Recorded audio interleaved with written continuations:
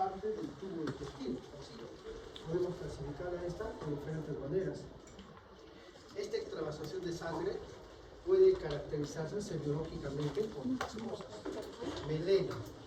¿Qué habíamos dicho del melena? A ver. Heces negras,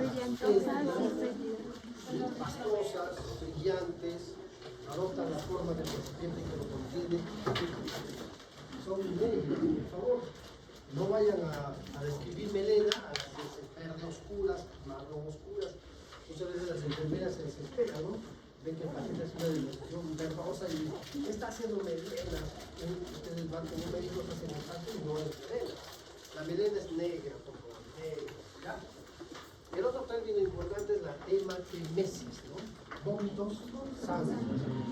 Ahora, generalmente está precedido de náuseas. El paciente dice, doctor, estoy con náuseas y he vomitado en 2 oportunidades, ¿no? Te dice la cantidad, las características, etc. Puede también vomitar coágulos de sangre y en ocasiones también vomita y el aspecto de su vómito es en borra de café. ¿Han visto ustedes la borra del café? El brochito que queda en la taza, ese color café, el marrón oscuro. El vómito en borra de café también se considera hematemesis. Muy bien, tengo que diferenciar la hematemesis de la hemoptisis, ¿no? La hemoptisis es otro signo semiológico muy importante. La hemoptisis va precedida de tos. Es la pérdida de sangre del aparato respiratorio. Por ejemplo, un paciente con tuberculosis, con quiste complicado, etc., empieza a tener tos. Luego de la tos, empieza a expulsar sangre, ¿no? Y se define como hemoptisis. En la parte digestiva es hematemesis, precedida de náuseas.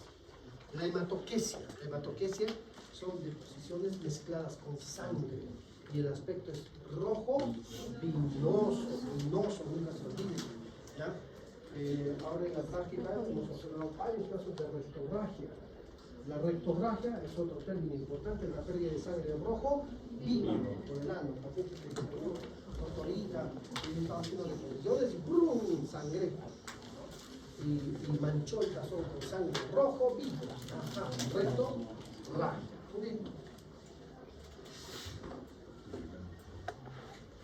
Bueno, las formas clínicas de presentación de las hemorragias pueden ser agudas y crónicas. Estas a su vez pueden ser hemorragias digestivas altas o bajas, dependiendo de dónde esté ubicado. Se considera el ángulo de Treis como un reparo anatómico. Del ángulo de Treis para arriba, hemorragia digestiva alta. Del ángulo de Treis para abajo, baja. Esa clasificación se fue modificando y actualmente se clasifica en alta, media y baja. Alta, del ángulo de Treis para arriba, media, del ángulo de Treis a la válvula iliocecal, todo el intestino delgado, y baja por lo rectoidal, ¿no? Algunos textos de la gastroenterología consideran a la hemorragia digestiva media o intermedia desde la segunda porción duodenal, donde está la papila. Desde la papila hasta la válvula iliocecal como intermedia o media. ¿Ah? Depende de qué texto vayan a coger, ¿no? Los textos más antiguos, la mayoría de textos de medicina interna sobre todo, solo hablan de alta y baja, práctico, ¿no? Ángulo de Treis, para arriba, alto, para abajo, bajo, se acabó. También existe la hemorragia digestiva de origen indeterminado, es decir, que ese paciente presenta hematemesis, presenta melena, le hacen una endoscopía, no tiene nada, le hacen colonoscopía, no tiene nada, es indeterminado, podría ser en el intestino delgado, tendría que someterse a otros estudios más profundos, como una enteroscopía o estudio de cápsula endoscopia. Y las hemorragias digestivas también pueden ser crónicas, ¿no? De larga data, el paciente va perdiendo sangre poco a poco y va desarrollando anemia sarrafénica, ¿no? Incluso se hacen pruebas de sangre oculta en esas y suele salir positivo. Muy bien. A la mano está, ante toda hemorragia, ¿ya?, el estudio hemodinámico del paciente. Hay que ver la magnitud de la hipovolemia, cuánto de volumen ha perdido el paciente con hemorragia digestiva. Cualquier hemorragia de la economía del cuerpo humano requiere de la evaluación de las funciones vitales. Cuando ustedes empezaron la carrera les han enseñado por la presión arterial, ¿no? La frecuencia cardíaca, es muy importante la presión y demás. Entonces, cuando ustedes vayan a ser internados y se enfrenten a un hemorragia efectiva, agarren ustedes la tensiómetro, tomen la presión, agarren el estetoscopio y vean la frecuencia cardíaca. No se confíen por lo que está escrito en el papel. Muchas veces las enfermeras se emocionan o las internistas de enfermería se emocionan y al ojo toman las presiones del cambio. Llegan a la respuesta. Esa bolita está para el cielo. 80 veces, al ojo, nomás al ojo. Si tú vas, ves la historia y está sano, tu paciente está bien, y de repente el paciente está con shock hipovolémico, de repente, ¿no? ¿Qué es lo correcto como médicos o internos médicos? Que ustedes tomen la presión arterial y tomen la frecuencia cardíaca a todos los pacientes críticos. Y el paciente llega a la emergencia y te dice, doctora, he vomitado sangre, al toque, tensiómetro y frecuencia cardíaca, al toque. Ya, tomen la presión. Si no hay presión, créanle al cuerpo humano. No tiene presión este paciente. No vayan a decir, debe estar mal el tensiómetro. Qué vergüenza, mi asistente va a decir que no sé tomar la presión. No hay presión, vale, no escucho nada, no tiene presión. ¿Cuánto de presión? 120, 80. No, error total. Puedes ocasionarle la muerte a ese ser vivo, que puede ser tu amigo, tu amiga, tu padre, tu madre, tu tío, tu padrino, ¿ya? Tu hermano, puede ser un ser querido, ¿ya? Entonces, tómenle la presión. Si ustedes al tomar la presión no sienten presión, díganle al asistente, doctor, presión cero, no tiene presión. No la escucho. A ver, usted mismo. A ver, efectivamente no tiene presión, este paciente está chocado, shock hipovolémico. Frecuencia cardíaca, 135, está con taquicardia y está hipotenso. Este paciente tiene una hemorragia masiva, está perdiendo grandes volúmenes de sangre. Recuerden que el aparato digestivo es largo, por eso ahí se puede depositar 2, 3 litros de sangre, sin evidenciarse con hematemesis inmelena inclusive. Así que ustedes tienen que tener en cuenta la presión arterial y la frecuencia cardíaca. Muy bien, la parte hemodinámica es muy importante. El hematocrit suele en un principio estar normal, no es un valor real. Recuerden que el organismo ante la pérdida de sangre que ocasiona vasoconstricción y eso hemo concentra y nos da falsos valores de hematocrito. Entonces, hemodinámicamente, yo debo valorar si ese paciente tiene hipovolemia nula, leve, moderado o grave. Yo debo buscar los indicadores de gravedad, por favor. Esto ante cualquier hemorragia, una hemorragia en endometría, un niño con epistaxis, un accidente de tránsito, si eres traumatólogo o traumatóloga, ¿no? Con fractura de fémur, un hematoma ahí, una hemorragia cerebral, si eres neurocirujano, una ginecorragia, si eres ginecólogo. Cualquier hemorragia se tiene que valorar por estos 4 objetos, siempre. Por eso es alto rentable conocer hemorragia. En la hemorragia digestiva nula, no existe clínica alguna, el paciente aparentemente está estable y las pérdidas suelen ser bajas, de 10 al 15%, que representan 500 a 750 mililitros aproximadamente. En la leve, el paciente suele tener taquicardia leve, por eso les pido que ustedes mismos contabilicen la frecuencia del corazón, no se valgan del papel. Ustedes agarran su estetoscopio, frecuencia cardíaca, tiene taquicardia leve, ajá, hipotensión ortostática y suele tener la piel un poco fría. El paciente que está hipotensándose tiene incluso escalofríos. ¿Cuánto de volumen ha perdido? 15 a 25%. Cuando es moderado, la taquicardia es más alta, puede llegar hasta 120 latidos por minuto. Y la hipotensión con una reducción menor a 100 o 90 en la presión arterial sistólica. Palidez, sudoración, oliguria e inquietud. Ya está viendo con compromiso del estado de conciencia. El paciente está irritable, preocupado, desesperado, ¿ya? Suele estar temblando de miedo, suele tener una fase anémica, piel sudorosa. ¿Cuánto está perdiendo? 25-35%. Cuando es grave, definitivamente el paciente está hipotenso y taquicárdico.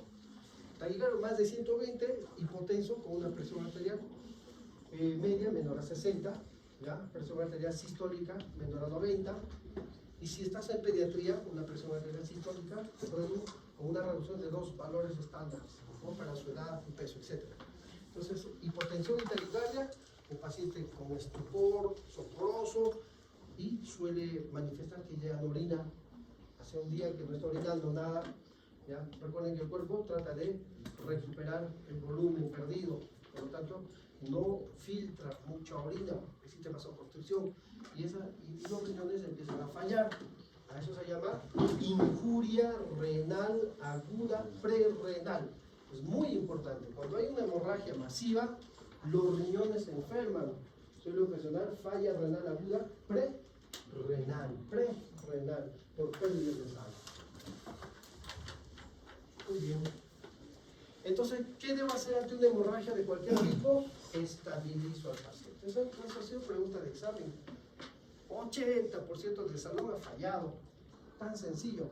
¿Qué es lo que usted haría ante una hemorragia por una úlcera, un paciente joven que tiene hipotensión, taquicardia, bla? Ponele omeprazol, toditos omeprazol. Como han escuchado por úlcera, omeprazol. No. Primero estabilizo al paciente. Y es lo que tiene que aprender. Ahí está el arte de la medicina. El arte de la medicina está en salvar vidas. Ya les dije en un principio. El alumno o la alumna seminóloga tiene que salvar vidas. No solo aprobar el curso. Cuando veas un paciente con hemorragia, ya sabes que es melena, ya sabes que es hematemesis. Es más, estás en la consulta y te vomitó sangre en el escritorio. Ya sabes que es una hemorragia, ya. Hasta el CISA viene. Uy, yo creo que está con hemorragia de que puede ser una úlcera. Ya sabes, pues, ¿no? ¿Qué debo hacer como médico? Estabilizar al paciente. Estabilizar al paciente. ¿Qué hago, doctor? Me asusto. ¿No? Estás haciendo internado, doctorito. ¡Ay, sangre! ¡Un médico!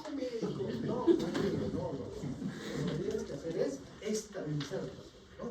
Y ahí está el arte. Debo revivir ese paciente. Debo sacarlo de ese problema que puede llevarlo a la muerte. Entonces, ¿qué haré? Los crucificaré. ¿Ya? Agarras así, 2 vías periféricas de gran calibre. Noten, no todo está acá. 2 vías periféricas de gran calibre. Número 16, número 18. Periféricas. No estoy diciendo catéter venoso central, Swan-Ganz, no sé qué cosa más ustedes aprenden en otros cursos si quieren hacerlo. Doctor, está con la hemorragia, le voy a poner su catéter venoso. No. Tienen que ponerle 2 vías periféricas. Crucifiquen al paciente. Vieron a Cristo, ¿no es cierto? Cristo dio la vida por nosotros. Y lo mismo sucede. Entonces, le pones 2 vías periféricas y le pasas cloruro de sodio, no dextrosa. Cloruro de sodio es lo primero que tenemos en emergencia. Cristaloides, le puedes pasar 200, 300, medio litro a chorro, ¿ya? Dependiendo si tiene comorbilidades renales o cardíacas. Si tiene un problema cardíaco o renal de fondo, por eso es importante la anamnesis, no le doy mucho volumen, pero si es una persona joven, sí le puedo dar hasta 1 litro a chorro. Tengo que resucitar a este ser humano, ¿cierto? Muy bien, ¿qué más? ¿Qué está perdiendo sangre? ¿Qué lleva la sangre? Oxígeno. Por lo tanto, menos sangre, menos oxigenación, es decir, está hipoperfundido esa célula vital. ¿Qué tengo que hacer? Administrarle oxígeno por cánula vinasal a 3 litros por minuto, por lo menos. ¿Ya? Todo esto se hace paralelamente, no paso por paso. Tú tienes un equipo de emergencia, tienes 2 enfermeras, un técnico. Le dices, enfermera, por favor, señora Vicky, póngale 2 vías periféricas de gran calibre. Señor Juan, póngale una sonda vesical, más bolsa conectora. Tienes que cuantificar cuánto de diuresis va a hacer a las 2 horas, 6 horas, 12 horas, 24 horas. Recuerden que cuando hay hipovolemia, ¿quién sufre los riñones? Entonces debo cuantificar, debo ver si tiene oliguria, tiene anuria, etc. Muy bien, ¿qué más hacemos? Adelante. ¿Podemos dar adrenalina para inducir la vasoconstricción? No. Al estabilizar al paciente inicialmente, primero fluidoterapia, ¿ya? 2 vías periféricas, cristaloides, cloruro de sodio, oxígeno, sonda vesical, ¿ya? Aseguras la vía aérea. Si tú ves que el paciente está somnoliento, soporoso, o está ya en coma, podrías intubarlo. ¿Ya? Podrías intubarlo. De esa manera, tus objetivos, ¿cuáles deben ser? Primero, elevar la presión arterial. ¿A cuánto? Por encima de 90 milímetros de mercurio en la sistólica, o la PAN, presión arterial media, por encima de 65, ¿no? ¿Qué más? Otro objetivo, debe tener una saturación de oxígeno también, por encima del 90%, una saturación venosa central mayor al 70%. ¿Qué más? ¿Qué otro objetivo? Habíamos hablado de la diuresis, debo vigilar la orina, debe tener un gasto urinario mayor a 0.5 mililitros por kilo por hora. Todo eso ustedes lo hacen en su celular, por kilo por hora, calcula todo. La enfermera te dice, doctor, ha orinado en 24 horas 200 ml, ¿a cuánto pesa? 70 kilos, calculas, ¿no? 100 mililitros, entre 70, entre 24 horas te va a salir ese paciente está con oligoanuria, o de repente ya está anúrico. ¿Ya? Entonces el objetivo es mayor a 0.5 ml por hora, la diuresis. Y luego ya haces el manejo específico, lo que quiso decir su compañero. Si de repente es un paciente que tiene una úlcera, clínicamente parece una úlcera sangrante, entonces le pondrás omeprazol, ¿no? 2 ampollas en bolo, y luego a otro lugar una infusión continua, etc. Si es una varicial, ¿no? Ya vamos a hablar todo con más detalle. Si es por varices, es un paciente cirrótico y puede tener varices que se rompieron, o triotilio, ¿no? 50 microgramos en bolo y luego 50 microgramos por hora en bomba de infusión. Muy bien, entonces lo que ustedes tienen que hacer es estabilizar al paciente. Es más, en el examen, donde 80% falló, la alternativa D decía estabilizar al paciente. Ni siquiera se les ha pedido que pongan cuál es su objetivo, la presión arterial media, nada. Y todos marcaron concentración. Ahora voy a agregar adrenalina, ¿no?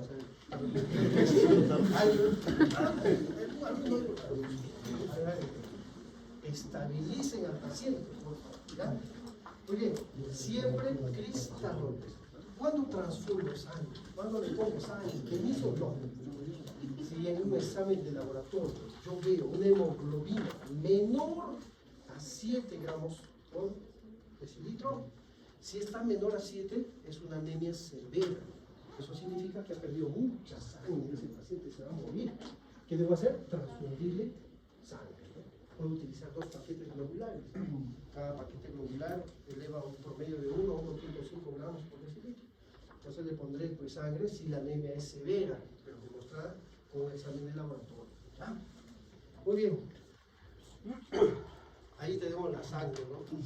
Importancia, hay que hacer siempre una buena historia clínica, los signos, los síntomas, el examen físico, los antecedentes y el hemograma hematocrítico. Si me da, por ejemplo, una hemoglobina menor a 7, debo elevar la hemoglobina a 8 o 9, nunca más de ello, a menos que tenga una comorbilidad, y eso siempre otro examen.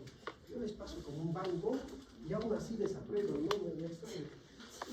Se administra sangre cuando la hemoglobina es menor a 7, eso ya saben. El objetivo es llevarlo a 8 o 9. No trates de llevar la hemoglobina a 10, a 11, como imaginariamente o por sentido común debería ser. Pero en medicina muchas veces no prima el sentido común, sino prima la fisiopatología, más ciencia. Si tú elevas mucho la sangre, le das harto volumen, esa arteria que está sangrando se llena de sangre, ¡pum!, otra vez se rompe. Si es una varices ahí, igual, transfundes harta sangre porque imaginariamente ha perdido mucho, le voy a transfundir 5 o 6 unidades. Esa vena varicial se llena de sangre y otra vez se rompe. Entonces el objetivo es mantener entre 8 y 9 la hemoglobina, a menos que, siempre en medicina hay un a menos que, ¿no? se esté ante un paciente con una cirrosis, una hepatopatía, una cardiopatía, una nefropatía, ¿ya? Entonces hay que llevarlo mínimamente a 9, mínimamente a 9. Muy bien. El año pasado un alumno me reclamó, no está corriendo la lista, ¿no? La lista, Sí. ya, es importante esa lista, porque cuando alguien reclama, agarro mis listas y está, no está. Una clase asistió, todavía creo que reclamó, ¿no? Reclamó. Me dice, doctor, ¿cómo es posible? ¿Cómo va a haber? Voy a dar una pregunta. A ver, adelante. ¿Tienes la base bibliográfica? ¿Con qué texto estás hablando? No, pues no, es que en las diapositivas no está. A ver, me muestra, esto lo había imprimido, esto es tuyo. No está, dice. Claro que no está acá, pero yo lo expliqué en clase, ¿por qué no haces esa clase? Ya, tenía que jalar, ¿no? Está por ahí. Transfusiones. ¿Cuándo pueden transfundir? Ya hemos hablado. Cuando la hematocrita es menor al 20%, con la hemoglobina menor a 7, menor a 7, ¿no? Cuando hay evidencia de un sangrado activo. Si tú ves que un paciente está con una hemorragia masiva, ya debes pensar, le pongo dos vías periféricas, le pongo cristaloides, de esta manera voy a elevar la volemia. Si sigue sangrando, ya debo pensar en transfundirle sangre. Patología concomitante, ¿qué debo transfundir? De preferencia plaquetas globulares, plasma, plaquetas, dependiendo del problema que tenga de enfermedad. Ante una hemorragia digestiva o cualquier enfermedad, siempre haga una buena historia clínica. ¿Ah? Edad del paciente. Si tuvo hemorragias previas, averigüe, ¿no? ¿Qué dice? La segunda vez que vengo por lo mismo, hemorragias previas. ¿Por qué? ¿Te hicieron endoscopía? Sí, tenía varices en el esófago. Gastrointestinales, hepáticas, cirugías previas, usa AINES, sí, doctor, yo uso naproxeno diario, metotrexate, poliartritis, vomitadores persistentes, ¿no? Hay personas que empiezan a vomitar y vomitar por cualquier enfermedad y se desgarra el esófago. Y luego de los vómitos alimentarios biliosos, vomita sangre, ¿no? Eso se llama síndrome de Mallory-Weiss, ¿no? Doctor, no está en la diapositiva, pero ya les estoy explicando. El Mallory-Weiss se presenta ante un desgarro de la mucosa gastroesofágica por vómitos persistentes. Eso sucede bastante en los jóvenes, ¿no?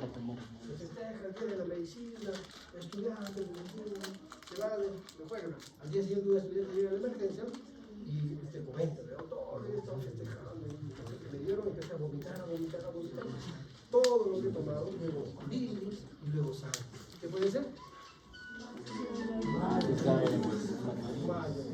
El mismo se da su diagnóstico. Si es de química, no puede ser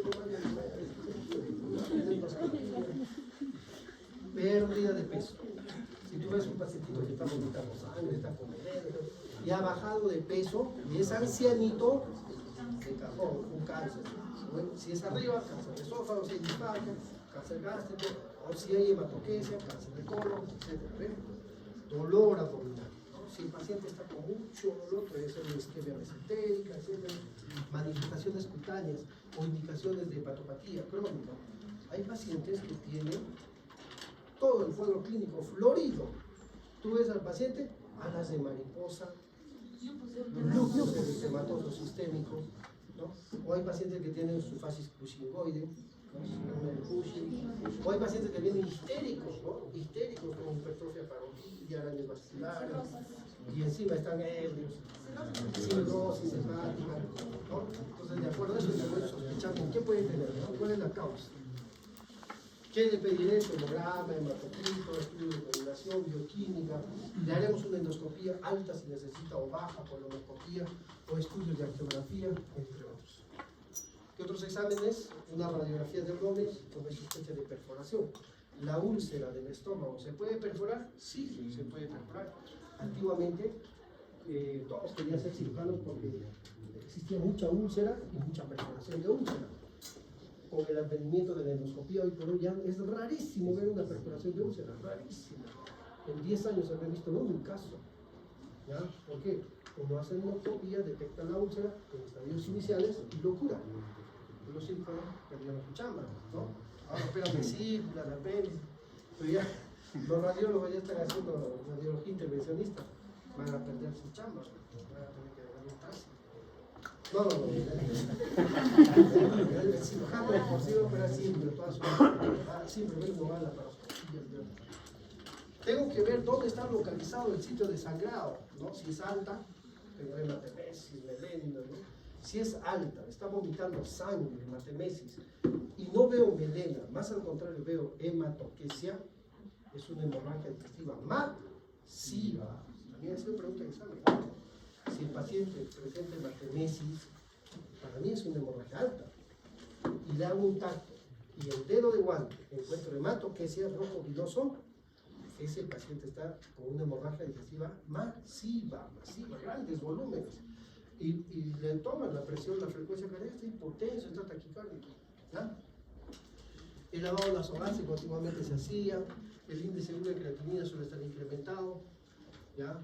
Entonces, cuando ustedes hablan del internado médico y les llega un paciente con hemorragia, no se asusten, pero no griten al cielo. ¡Sangre, sangre! Enfermera, llame a un médico. Doctora, usted es el médico. ¡Ay, caramba! Ustedes tienen que resucitar al paciente, estabilizar al paciente. ¿Ya? Cuando hagan internado médico, vamos a quedar bien. Pongan al toque, asuman la posición de médico, sean valientes. Enfermera, por favor, no vías periférica, terapia libre. Técnico, traiga un cloruro, pásale 500 a chorro. Licenciado, póngale oxígeno, resuciten al paciente. ¿Ya? Es más, ya, vaya pensando, este paciente no es alcohólico, es joven, esto es una úlcera, ya, omeprazol, 2 ampollas en polvo, listo. Ahora sí llamen al médico. Viene tu asistente y te dice, ¿qué ha pasado? Julito, ¿qué ha pasado? Doctora, llegó un paciente con hematomesis y melenga, acabo de resucitarlo.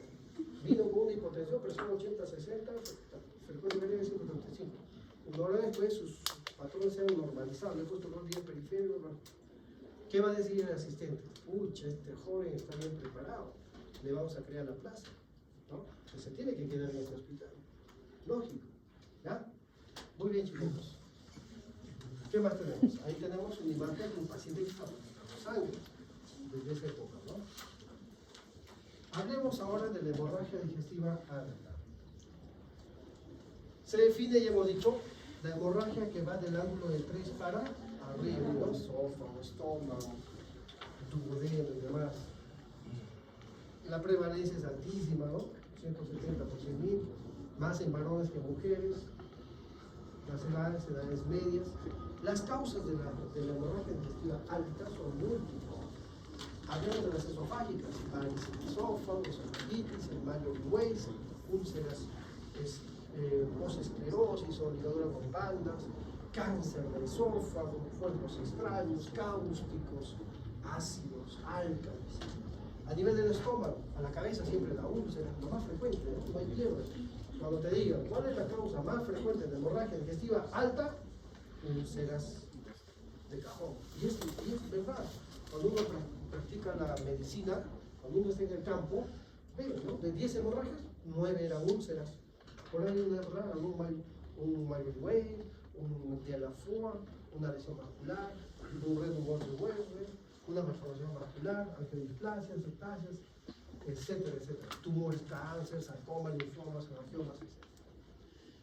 ¿Qué es la lesión de Dialafort? Pero doctor, no está en las diapositivas.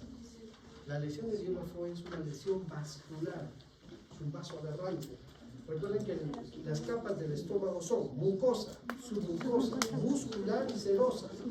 Y la muscular incluso tiene 3 capas en el estómago. Oblicua interna, ¿sí? Circular media y longitudinal externa. Ahí me han fallado también. Por curiosidad dije, chicos, pregunta, ya. La capa muscular del estómago tiene, pregunté así, ¿no? Y casi 50% falló. Presten atención. Y se repite esas preguntitas en los exámenes de Lenard, tan fáciles, donde caen. ¿Ya? La capa interna es la oblicua, en la capa muscular. Entonces, en esta capa muscular del estómago hay vasos de gran calibre, gruesos, gran calibre. Y luego se van acercando, ramificando a la submucosa y mucosa, son de mediano y pequeño calibre. ¿Ya? Eso es lo que normalmente sucede. Pero en ocasiones una arteria de gran calibre suele hacer un bucle hacia arriba y baja, ¿ya? Como una especie de U invertida, ¿no? Entonces, basta que en la mucosa oral haya una erosión, una herida y ¡boom! Sangra masivamente. A eso se llama la lesión una lesión vascular de Dialafort, ¿no? Que suele estar generalmente donde nacen los grandes vasos, tronco celíaco, coronaria estomáquica, ¿no? O la gastroduodenal, es decir, fondo del estómago o en el antropilo. ¿Ya? Entonces es muy frecuente. Causas duodenales, a la cabeza las úlceras duodenales. ¿Qué más? Tenemos la duodenitis, fístulas, el cáncer de páncreas y la hemobilia. ¿También ha sido preocupante? ¿Puede el paciente perder sangre por la vía biliar? Claro que sí. Por la vía biliar puede perder sangre. Cuando hay un cálculo que está raspando la mucosa. ¿Qué más? Cáncer de páncreas. ¿No? ¿Qué más? Colangiocarcinoma. ¿Qué más? Tumor de Klatskin, muy bien. Cualquier neoplasia, ¿ya? Puede sangrar en la vía biliar y va a salir pues en la segunda porción duodenal. Sangra y el paciente hace melenas generalmente. Suele no hacer hematemesis, ¿ya? Muy bien, existen muchas causas de hemorragia digestiva. Entonces, para efectos prácticos, nosotros vamos a clasificar la hemorragia digestiva en varicial y no varicial. ¿Listo? Varicial y no varicial. No varicial, a la cabeza la úlcera. Vean esa úlcera que está sangrando. Varicial, vean ustedes en el esófago. Estoy dictando clases, dime rápido. Estoy dictando clases, dime rápido.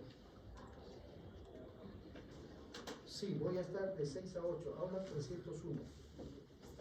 Ya, okay. Vean ustedes esta imagen. Esófago, unas venas dilatadas, tortuosas, azuladas, con signos de hematoquiste, y aquí está sangrando a chorro. Es una hemorragia por varices. Las varices del esófago, gástricas, etcétera, se forman en el contexto de la hipertensión portal.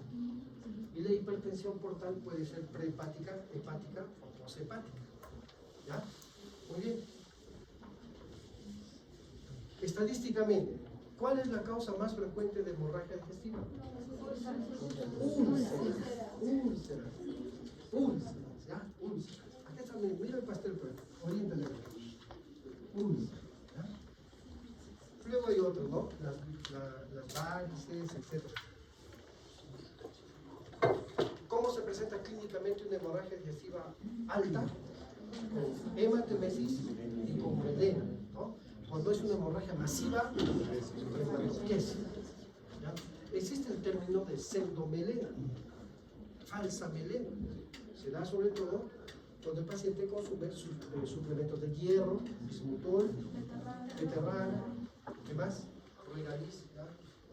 Muy bien. O cuando tienen epistaxis. Epistaxis posterior de gluten a la sangre y desarrollo melena. Hemorragia digestiva, pero no es hemoptisis. No, un colega ahí como que vio, ¿no? Oreo. La galleta Oreo, es lo que dijo, ¿no? En su experiencia de un caso. Oreo, en grandes cantidades, los oscureció las heces. Y al final no tenía nada de hemorragia. El bismutol, muy bien. ¿Cuál es tu nombre? ¿Qué dijo bismutol? ¿Qué bismutol? Muy bien, es muy frecuente, ¿no?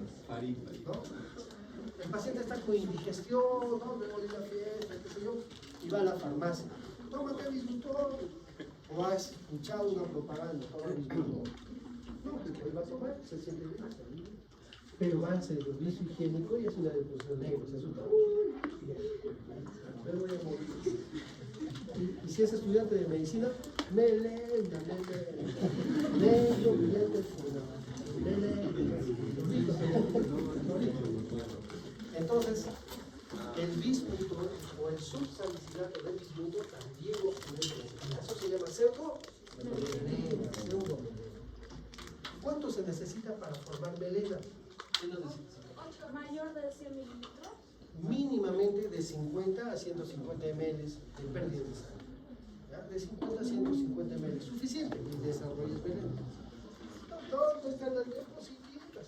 Estoy explicando que asiste para el curso, ¿no? Muy bien. ¿Qué más tenemos acá? La hematoquesia en pacientes con hemorragia digestiva alta masiva.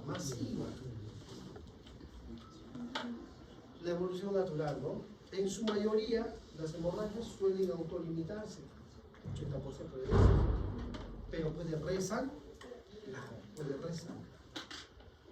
Ahora, puede continuar sangrando o recidir en un 20% de infección, ¿no? Por eso es importante la clínica, una buena valoración hemodinámica. Ya saben, chicos, ustedes, cuando estaban en el internado, tienen que ir armados, ¿sí? Como cuando van los muchachos, los soldados, ¿no? Al playa, al celeta, tienen sus granadas acá, aparece el campo, ¿no? Lo mismo, ustedes van a ir a salvar vidas, ¿no? Tienen que tener su tensiómetro, su estetoscopio, sus lapiceritos, ver el colorcito, el campo, tienen que tener también su linternita, ¿ya? Estetoscopio, su cangurito, ¿no? He visto unos internos bien bacanos, su canguro, sacan todo, ¿qué decir? Instalarlo, quitan todo, entonces ustedes mismos tomen la presión arterial, tomen la presión arterial, ¿ya? Ustedes anímense a ser médicos, ¿ya? No tengan miedo, el paciente quiere que lo evalúe, el paciente ama al médico que lo evalúe, que lo examine, ese médico me ha preguntado todito, hasta si tengo esposa, si tengo amante, todo me ha preguntado, ese es un capo. Pero el médico que le dice, ¿qué tienes? Tengo vomitado sangre. Ah, pues hemorragia, ni me ha tocado mi abdomen, ¿qué va a decir?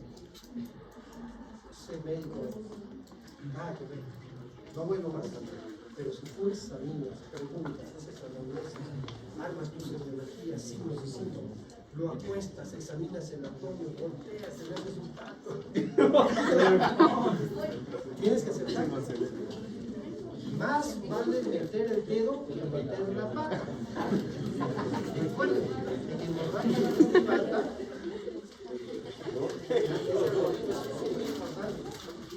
si tú tienes un paciente que ha vomitado sangre, está con melena, te dice que todo es vomitado, tienes que hacer resultados con lidocaína, con cariño, dedo de guante. Si yo evidencio el dedo de guante negro, brillante, almidonado, melena, si es un hemorragia. Si ese paciente te dice, doctorita, he vomitado sangre, doctora, ya te dijo, dedo de guante. Hematoquesia es una hemorragia masiva. ¿Qué dirás en tu reflexión? Señor, tienes una hemorragia digestiva masiva, es posible que tu vida esté corriendo peligro. Lo resucitas, por 2 días, oxígeno, y ese paciente vive. Pero buen señor, tienes que salvarse. Reanima al paciente, ¿verdad? Porque tienes que ver los cuidados generales. Haz una buena historia clínica. Si es emergencia, sucinta, precisa. Si es hospitalizado, ya pues más amplia, ¿no? Pide sus exámenes, se le hará una endoscopía para ver cuál es la causa, ¿no? Podría ser una úlcera, un cáncer de estómago, qué sé yo, y el tratamiento farmacológico a la mano. ¿En quiénes se hace endoscopía? En todos. Si hay hemorragia, hay que ver cuál es la causa, cuándo, cuando es urgente, alto riesgo clínico de sangrado, efectividad en el resto, preparación, hay que compensar al paciente hemodinámicamente. Hay colegas en emergencia que se desesperan. Ni bien pisa el tópico, interconsulta gastro. Para una endoscopia. Pero ¿cómo? Mira, si este paciente está chocado, está diafrético, hipotenso, taquicárdico. En esa condición no se hace endoscopia. Primero estabilizas al paciente. 1 hora o 2, está estable, recién le haces el endoscopia. ¿Qué causas específicas existen de hemorragia digestiva? Por ejemplo, tenemos las esofagitis, que representa el 3%. El sangrado suele ser leve, el tratamiento, inhibidores de bomba de protones. Aquí vemos una imagen de una endoscopía. Vean el esófago y una lesión erosiva, ulcerada, ¿no? El Mallory Weiss, ¿no? El paciente que presenta vómitos y vómitos, se desgarra el esófago y sangra. Desgarro de la unión gastroesofágica, ¿ya? Y porque en una pregunta capciosa yo le puse desgarro de la unión gastropilórica. Así le puse y muchos marcaron eso. No se emocionen, es gastroesofágica. ¿Ah? Si se perfora, es decir, el desgarro es profundo y se rompe, vimos el caso en la mañana. Muy bien. ¿Qué más tenemos acá? Miren, esta endoscopía. el paciente tiene un desgarro en la unión gastroesofágica. ¿Qué se hace? Se coloca clips. Ya es lo bonito de la gastroenterología. Cuando haces endoscopía es como jugar, ¿no? Un videojuego.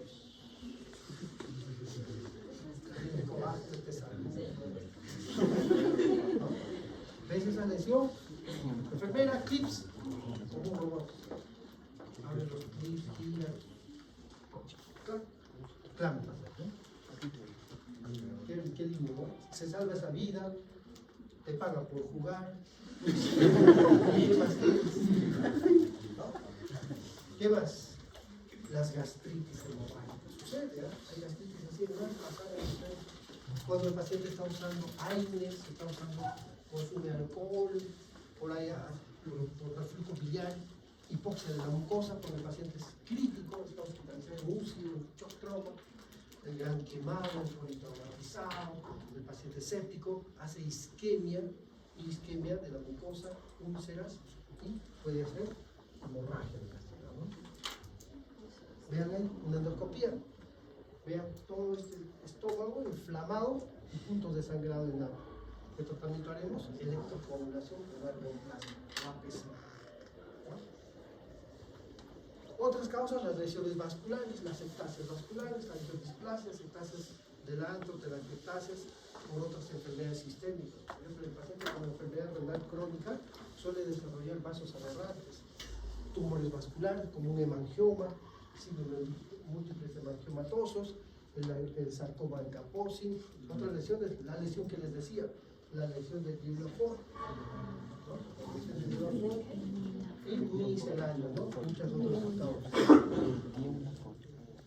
Vean ustedes ahí esa lesión vascular, como un arbolito, así todo ramificado, todo el estómago. Esto se llama Remy-Weber, ¿no? Lesiones vasculares múltiples, y ahí en sandía, como una sandía. Si yo veo un vaso sanguíneo, sangrante, aberrante, ¿qué hago? Le coloco clips. Aquí están los hemostáticos. O puedo hacer electrocoagulación con argoplasma, o termocoagulación con beta caliente, o inyectoterapia con adrenalina. Ahí sí utilizas adrenalina, ¿no? Muy bien. La hemorragia digestiva alta por una úlcera es lo más frecuente, así que el factor que lo corresponde a la cabeza está el Helicobacter pylori, el examen. El Helicobacter pylori, anoté, están curiosos, es una bacteria, es un bacilo, gram negativo, microaerófilo, flagelado, espiralado, en espiral, ¿no? Es oxidasa, catalasa, ureasa positivo. La ureasa que esta forma, esta bacteria, le confiere la propiedad de transformar la urea en amoníaco amónico, y eso genera un microambiente alcalino en un pH ácido en el estómago, ¿no? Ahí sobrevive. Puede ser bajar, copiar, bajar, positivo o negativo, lo cual le da la virulencia a esta bacteria. El Helicobacter pylori se adquiere por contagio. Cuando uno ingiere alimentos contaminados, verduras, aguas no hervidas, ¿no? Cuando uno va a un restaurante, por más prestigioso que sea, puede que preparen ahí la verdura sin lavar, te pueden contagiar con el Helicobacter. El uso de AINES también por diferentes causas, ¿no? Pacientes con artritis, pacientes traumatizados, etcétera, usan antiinflamatorios no esteroideos por mucho tiempo y pueden hacer úlceras, corticoterapia prolongada, enfermedades críticas. ¿Qué es lo que hace? Ruptura de la integridad de la mucosa. Empieza a irritar el estómago, una gastritis superficial, luego profunda. Cuando rebasa histológicamente la muscularis mucosae, ya les había explicado, la capa muscularis mucosae, ya defines una úlcera, ¿no? Y cuando esta es más profunda, llega a un vaso sanguíneo y empieza a sangrar. Muy bien. El uso de los AINES es muy frecuente, ¿no? Se asocia con mayor riesgo de úlceras y sangrado. Frecuentemente en el primer mes de tratamiento, 10 dosis dependiendo. Los pacientes que presentan hemorragia deben discontinuar el tratamiento, lo suspendes, no pasa nada. Tratas la hemorragia y luego no. Le das un protector gástrico y le puedes reiniciar el uso de corticoides. La corticoterapia, por diferentes razones, el uso de prednisona, etc. pacientes con lupus, pacientes con artritis, síndrome de escolio, etc. Cualquier enfermedad que requiera corticoterapia prolongada puede desarrollar úlceras, con mayor frecuencia si se asocia a la INE. Muy bien, cuando uno observa un paciente con hemorragia digestiva, debe ver qué factores pueden dar mortalidad, qué cosa puede matar a ese paciente, la edad, por ejemplo. Más ancianito, pues mortalidad. El joven aguanta todavía, ¿no? Entonces las edades mayores a 75, más de 80, tienen un pulse ratio, ¿no? Altísimo, el shock.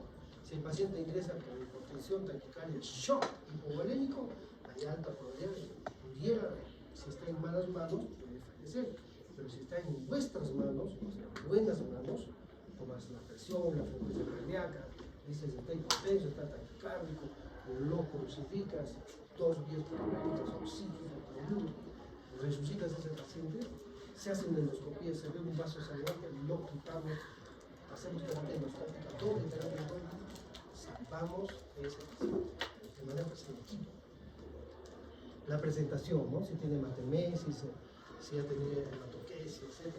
Los valores laboratoriales, valor de alta creatinina igual, por falla renal aguda, las transaminasas altas que hablan de hepatopatía, cuadros de sepsis. Entonces yo me voy a valer de los scores. Este es un score práctico. Ustedes deben tenerlo en mente y aplicarlo en la práctica médica diaria. Si ustedes están siendo internados en hospitales de salud, MINSA, etc., y te enfrentas a una hemorragia, tienes que tener un score, un sustento que te diga esto va a ser mortal o no. El AIMS 65 es un buen score. ¿Qué evalúo con el AIMS? Evalúo A, albúmina, I, INR, el estado mental, la presión sistólica y la edad del paciente. Si la albúmina es menor a 3, ¿quién produce albúmina? Muy bien, por lo tanto, su hígado debe estar mal. Buenas noches.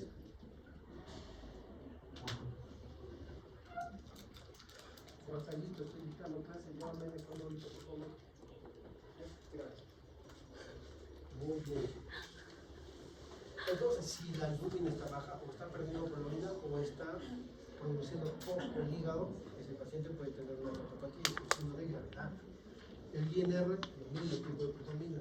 El estado mental, uso de la escala de Glasgow, si ese paciente está somnoliento, está vomitando sangre y hay compromiso mental.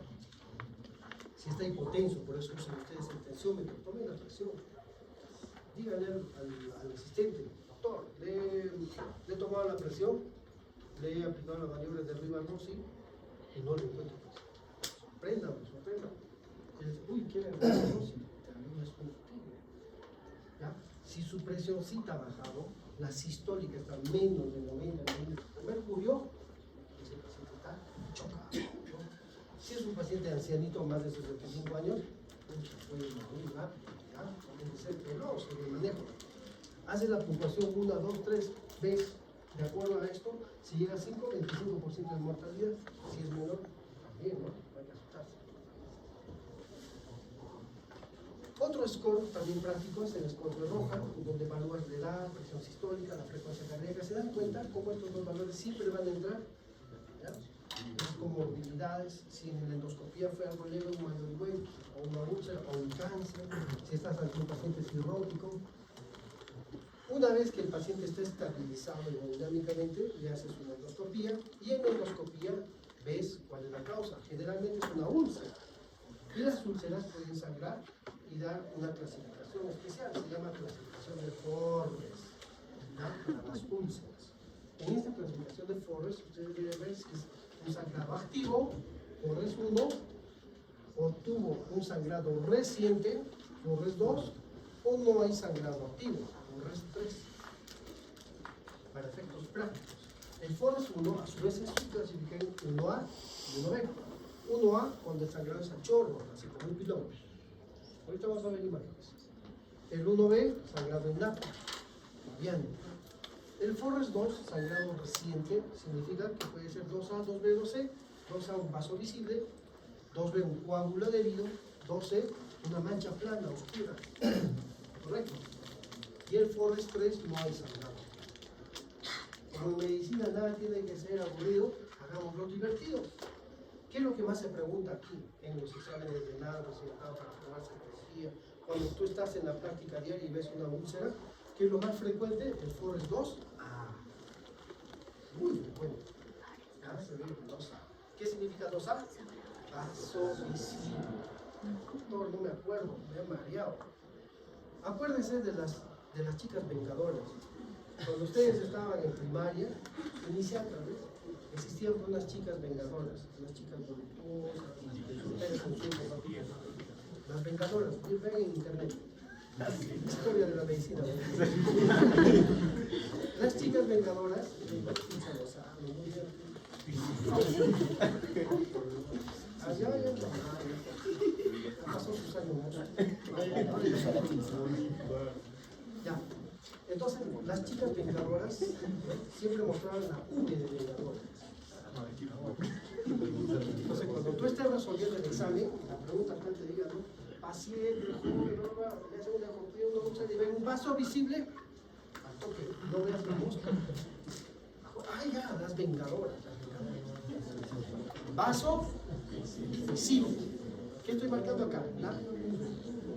La V. Vaso visible. ¿Qué forres es? 2.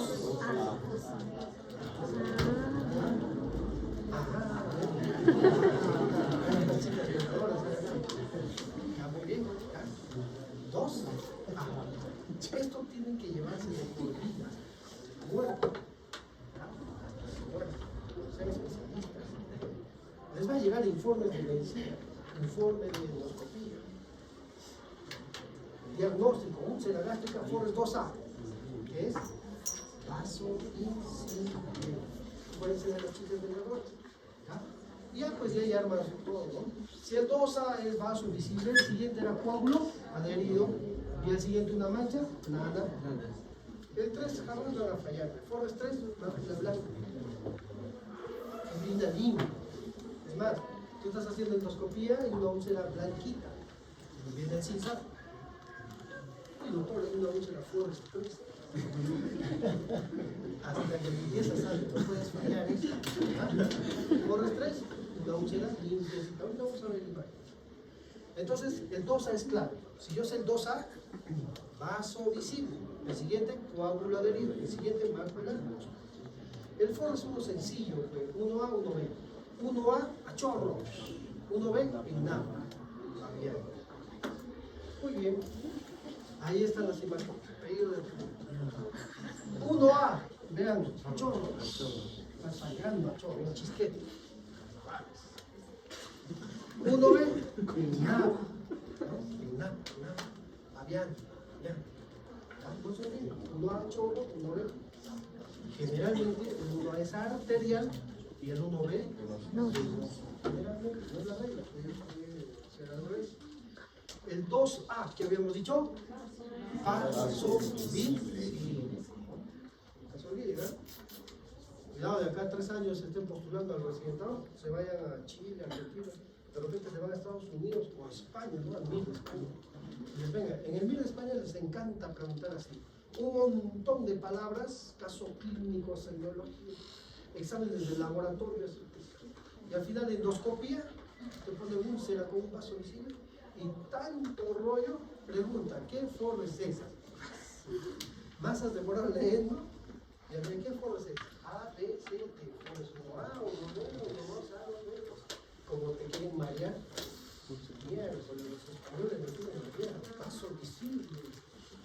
Ya, el 2 dijo, 2 A. Y entras a la el 2B que hemos dicho, un coágulo adherido. ¿Qué ustedes? La úlcera y un coagulito encima, adherido. El 12, una mancha oscura, ¿no? Y el 3, limpia, fibrina blanquita, significa que es más sagrado. ¿Por qué es importante la clasificación de Forres? Anoten. Primero, me permite hacer pronóstico, riesgo de rezar, nada. Segundo, me permite tomar una decisión terapéutica. Endoscópicamente yo debo decidir cómo voy a curar esta enfermedad. Si es así, voy a colocar el clips, o de repente es así, voy a hacer inyectoterapia, o es así, le voy a poner algún plasma, inyectocoagulación, o de repente doble terapia hemostática, inyectoterapia y la colocación de clips. ¿Ve? Si yo hago terapia endoscópica, reduzco la probabilidad de resangrar. Entonces me permite ver pronóstico, mortalidad y terapia endoscópica. ¿Ya? A partir de donde yo debo tratar endoscópicamente al paciente, desde el 2B, de aquí para acá. Este no y este no.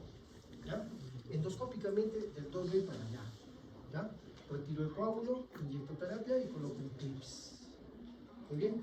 Por favor, no está en las diapositivas. Mire, Flores, no está. Pero estoy explicando. Por eso es importante que asistan a clase. ¿Ya? Por ahí alguien va a notar eso de las chicas vengadoras, tienes que borrar, ¿ah? Aunque sea por unas nubecitas, chicas vengadoras.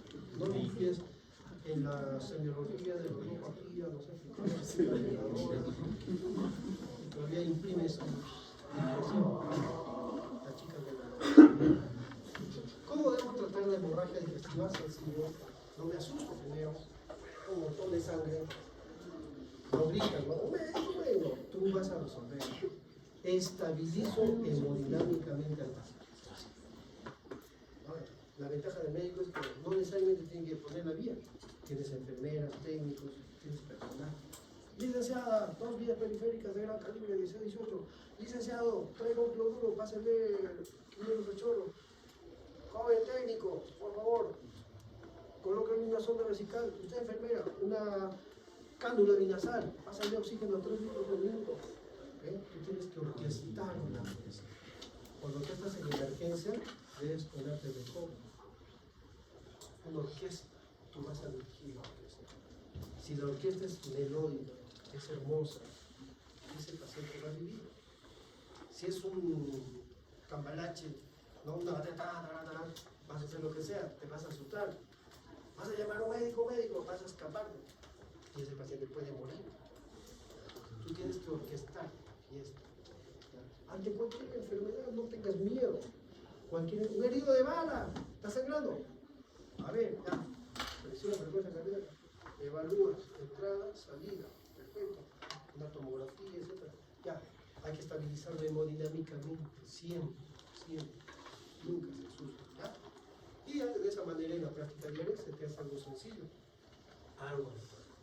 Al paciente lo tendrás en NPO, monitorizas apropiadamente, repones el volumen, cristaloides a la cabeza, cloruro de sodio a la mano, transfunde sangre cuando es necesario, ya sabemos cuándo, colocas una sonda nasogástrica solo si fuera necesario, supresión de secreción ácida con inhibidores de bomba de protones. Si estoy ante una úlcera, le daré un metrazol, 2 ampollas en lo que no se embolos. El metrazol viene de 40, 2 ampollas son 80 miligramos. Con esto a las 2 horas he inhibido el 100% de las bombas de protones. ¿Ya? Les mandé el video de úlcera que yo hice en una práctica con un grupo. Sí. Ya, revisen ahí qué es la bomba de protones, ¿no? Hemos hablado de la cisteína, los enlaces disulfuros, la profundización. No lo aprendan a profundidad, no les voy a preguntar a nivel biomolecular. Con que sepan que los inhibidores de bomba de protones sirven para la hemorragia, como el omeprazol, ahora lo que ustedes deben de saber es armar su historia clínica, signos, síntomas, examen físico. Pero se puede dar omeprazol. Luego de darle 2 ampollas en bolo, le das 8 miligramos hora en bomba de infusión continua. Eso para la clínica van a hablar hasta el. Muy bien. ¿Qué métodos endoscópicos existen? Existen muchos. Tenemos, por ejemplo, los métodos térmicos, el rayo láser, la electrocoagulación bipolar, la beta caliente, la electrocoagulación con algún plasma.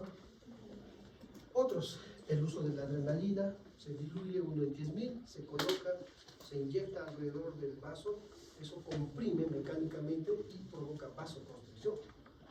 El etanol absoluto, agentes anticonvulsantes, adhesivos tisulares, agentes tópicos como la fibrilina, mecánicos como el clips, hemostático, envolum y las ligaduras con bandas para las narices. ¿En qué pacientes realizamos el tratamiento endoscópico? Ya hemos mencionado, desde el FORRES, 2B, toditos, ¿no? Terapia endoscópica. Pregunta de examen, ¿no? No vayan a marcar 2A, venga, no. Terapia endoscópica desde tienes dos, terapia. Tratamiento quirúrgico se reserva para la hemorragia no controlada, con dos endoscopias, ¿no? En el caso del tratamiento endoscópico y cuando se necesita más de 5 unidades de sangre, ese paciente tiene una hemorragia masiva y que operar.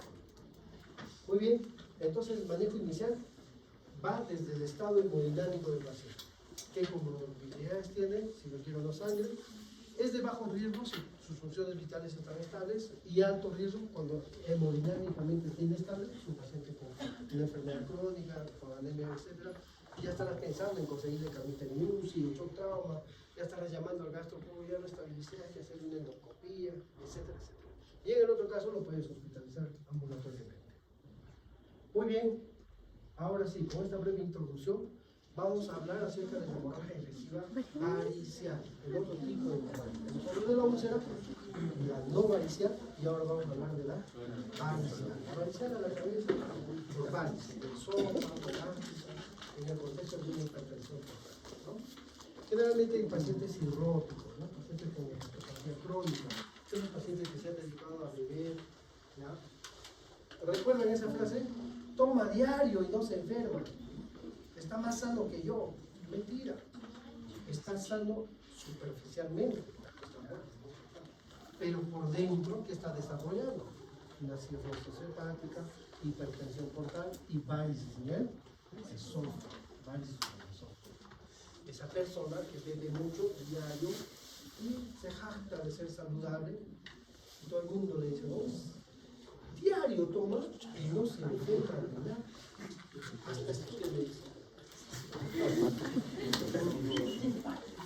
Entonces, el alcohol bajo la forma de acetaldehído, el alcohol etílico que ingresa por la boca se transforma en acetaldehído. El acetaldehído se queda en el hígado y empieza a estimular las células estelares de hígado, miofibroblastos, generas colágeno, se va fibrosando ese hígado, se va endureciendo. Con los años, de golpe, ese paciente que vivía sano, ¡pum!, se empieza a llenar de agua, como un sapito, ascitis, se pone amarillo, ¿ya? Empieza a vomitar sangre por varices, encefalopatía, hizo. O sea, de golpe, y pasa 10 años y ¡pum!, todo se le viene de golpe. Así es, así que no hay que beber, ¿ya? Muy bien, chicos, ¿cómo se diagnostica? Vas a tener un paciente vomitando sangre, sangrado, ¿no? Generalmente es un rojo mutilante, puede llevar uno al colapso hemodinámico. En la mayoría de veces, la hemorragia varicial, ¿ya?, choca al paciente, le provoca un shock. La mayoría de veces, si tú tienes un paciente con estigmas de hepatopatía y está vomitando sangre, es varicial, de cajón. Y si está hipotenso taquicárdico, de cajón. Hay que estabilizarlo y hacer una endoscopía para ligar esas varices. Busca siempre estigmas de hepatopatía crónica. Durante la endoscopía vamos a observar estas venas dilatadas, varicosas a nivel del esófago. Más de lo mismo, ¿no? Aquí tenemos el signo del pezón. Esta varices es la que ha sangrado de todas ellas. Muy bien. Ahí tenemos en el estómago, vean el endoscopio, se hace una J, retroflexión, y en el fondo gástrico vemos una varice, ¿no? Cuando ves una varice en el fondo gástrico, solamente aislada, ya piensas en hipertensión portal izquierdo, hipertensión portal de la esplénica, puede haber compresión por un cáncer del páncreas, o podría ser una trombosis de la vena esplénica. ¿Cómo están las diapositivas? ¿Cómo preguntas así? Rebuscadita. ¿Por qué no asistes a clases? Te veo el próximo año. Hemorragia digestiva varicial, factores de riesgo, ¿no? Tenemos una varice dilatada, una vena dilatada, ¿ya?, con signo rojo, el famoso signo de Sherry. El tamaño, si es más de 5 milímetros, es grande, si es menor, es pequeña, ¿ya? Tengo que hacer la clasificación de Chai en estos pacientes. Ahora vamos a ver cómo. La mortalidad aumenta cuanto más oportunidades tiene de hemorragia. ¿Y qué hago ante una hemorragia digestiva por varices? Estabilizo al paciente.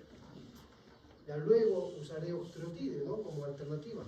Tenemos la vasopresina, terlipresina, somatostatina y el osteotide. En nuestro hospital tenemos osteotide, una gran herramienta, un medicamento carísimo, cada ampollita está en 150, se usa 6 por día, 3, 4 días.